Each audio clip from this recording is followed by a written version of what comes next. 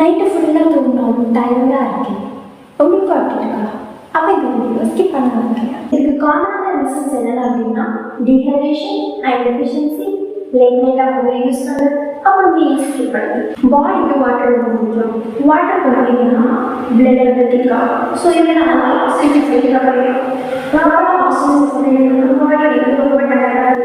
இதை எப்படி ப்ரிவென்ட் பண்ணலாம் அப்படின்னா ஒரு நாளைக்கு 2 to 3 லிட்டர்ஸ் தண்ணி குடிக்கணும்.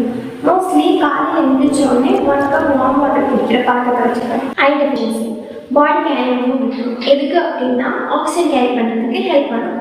ஸோ அயர்ன் கம்மியாச்சு அப்படின்னா ஆக்சிஜன் ப்ராப்பராக கேரி பண்ணுறது.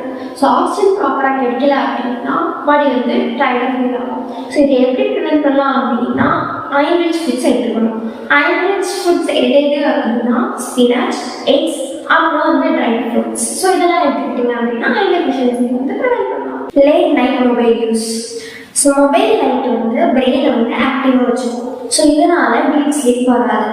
ஸோ நைட்டு ப்ராப்பராக ஸ்லீப் இல்லாதனால காலையில் எழுந்திரிச்சோடனே டயர்டாக ஃபீல் ஆகும். ஸோ அட்லீஸ்ட் தூங்குறதுக்கு 1 hour முன்னாடி ஃபோன் ஆஃப் பண்ணி வச்சுட்டு தூங்கணும். இன்னொரு முக்கியமான விஷயம் என்ன அப்படின்னா ஃபுட் ஸ்கிப் பண்ணுறது.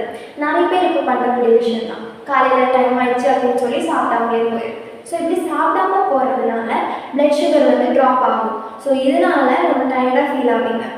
ஸோ இனிமேல் ஃபுட்டை ஸ்கிப் பண்ணாதீங்க. நான் சொன்ன இந்த விஷயத்தை நீங்கள் ஃபாலோ பண்ணிங்கன்னா இனிமேல் டயர்டாகவே ஃபீல் ஆக மாட்டீங்க. இந்த மாதிரி இன்ஃபர்மேஷன் தெரிஞ்சுக்கிறதுக்கு ஃபாலோ பண்ணுங்கள்.